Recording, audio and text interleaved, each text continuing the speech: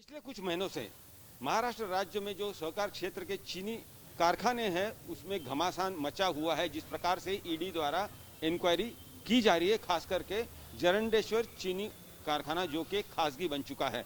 इसी मामले में फिलहाल स्वाभिमानी शेतकरी संगठन के अध्यक्ष और पूर्व सांसद राजू शेट्टी, ये साखर आयुक्त, शुगर कमिश्नर, इन्हें मिलकर आए हैं। क्या कुछ कहा है, क्या बातें हुई है, उनसे बात करते हैं। जी सर, बताइए।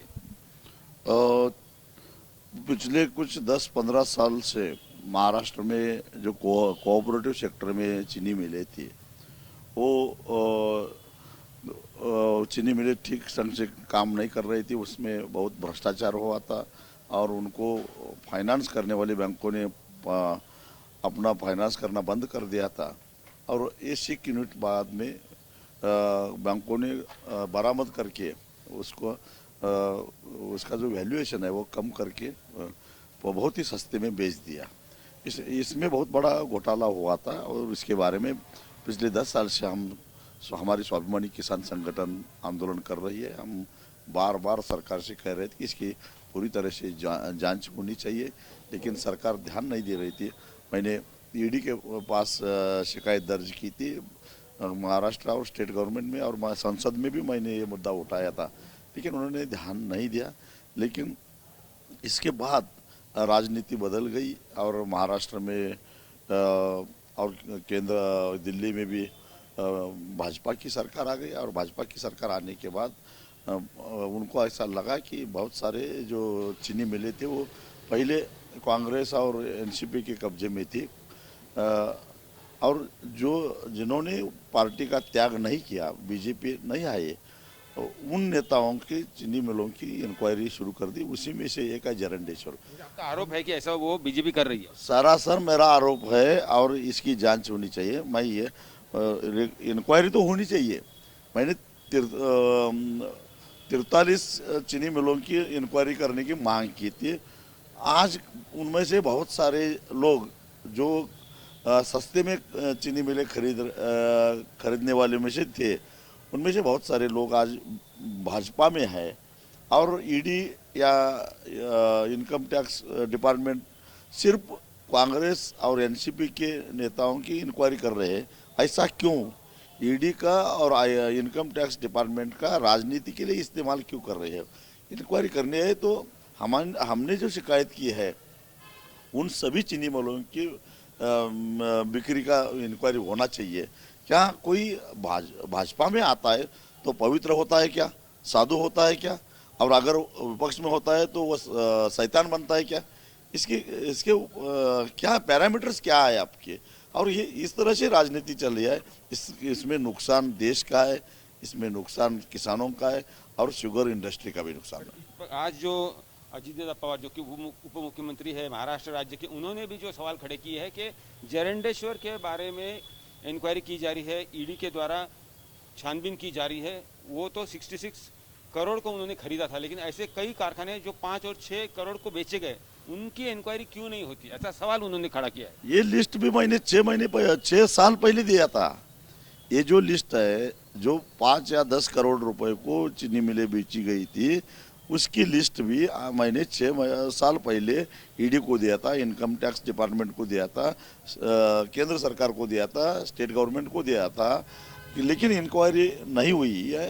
ये सही बात है कि जरंडेश्वर जो अजित पवार के कब्जे में चीनी मिल है उसकी इंक्वायरी होना चाहिए, 100% होना चाहिए। लेकिन उसके साथ ही साथ जो मिल 10 करोड़ में 5 करोड़ में बेची गई है उसकी भी इंक्वायरी होनी चाहिए। क्यों? क्योंकि वो खरीदने वाला बीजेपी में है, इसलिए इंक्वायरी नहीं होना चाहिए। ये कैसी नाइंसाफी है? आपने कहा कि जरंडेश्वर अजीत दादा के कब्जे में है, यानी उनका कारखाना है क्या? वो मालिक है क्या उसका? हाँ, ये तो सबको मालूम है। अभी जो मूल्यांकन की बात हुई है, कारखाने सस्ते दाम में बेचे जा रहे हैं, लेकिन उनकी जो वैल्यू है, जो जमीन की वैल्यू है, वो कर्जे के वैल्यू से 10 गुना या 100 गुना बहुत ज्यादा है। इसकी भी मैंने शिकायत दर्ज की है और आज भी मैं एक खत आरबीआई को लिखा है, क्योंकि ये जो इन चीनी मिलों को जो फाइनेंस किया था वो जिला मध्यवर्ती बैंक या डिस्ट्रिक्ट सेंट्रल कोऑपरेटिव बैंक या स्टेट सेंट्रल कोऑपरेटिव बैंक ने फाइनेंस किया था। इसमें महाराष्ट्र के कोऑपरेटिव सेक्टर की जो अनेक संस्थाएं हैं उनकी पूंजी, उनका रिजर्व फंड, उनके शेयर, उनके डिपॉजिट्स वहाँ पड़े हुए हैं। और इस तरह से इन्होंने गैर कानूनी ढंग से जो कर्जे का इस्तेमाल किया, इससे और इसका जो वैल्यूएशन हुआ वो बहुत ही कम दाम में वैल्यूएशन हुआ। और उसके बाद जो बचा हुआ कर्जा था वो राइट ऑफ हो गया। नुकसान किसका हुआ? जो डिपॉजिटर था बैंकों में, जो जिनके रिजर्व फंड वहाँ थे, उनका नुकसान हुआ। उनको डिविडेंड नहीं मिला, उनको इंटरेस्ट नहीं मिला, नुकसान उनका हुआ। इसलिए आरबीआई को इसके ऊपर इसमें हस्तक्षेप करना चाहिए और इसका जो मूल्यांकन हुआ है वो सही ढंग से हुआ है कि नहीं हुआ, इसकी जांच होनी चाहिए। ऐसे कई कारखाने हैं जो सहकार क्षेत्र में है, लेकिन वो सिख यूनिट बन चुके हैं और उन्हें भी ट्रांसफ़र किया जाना या किसी को चलाने के लिए दिए जाने की बात हो रही है, जैसे कि यशवंत कोऑपरेटिव शुगर मिल। लेकिन ये जो यशवंत शुगर मिल है वो तो पुणे शहर के नज़दीक है। तकरीबन शहर के इर्द गिर्द उसकी सब ज़मीन है और उसकी कीमत बहुत बड़ी है। लेकिन जब वैल्यूएशन किया गया, मूल्यांकन किया गया, उस वक्त बहुत ही कम मूल्यांकन किया गया और उसे बेचने की कोशिश की गई। लेकिन इस चीनी मिल के जो मेंबर्स है, सदस्य है, उन्होंने विरोध किया। वो चाहते हैं इसके ऊपर जो कर्जा है वो हम वापस देना चाहते हैं। वन टाइम सेटलमेंट के जरिए हमें आंकड़ा बताओ। और लेकिन कर्जा कितना है ये बताने के लिए बैंक तैयार नहीं है।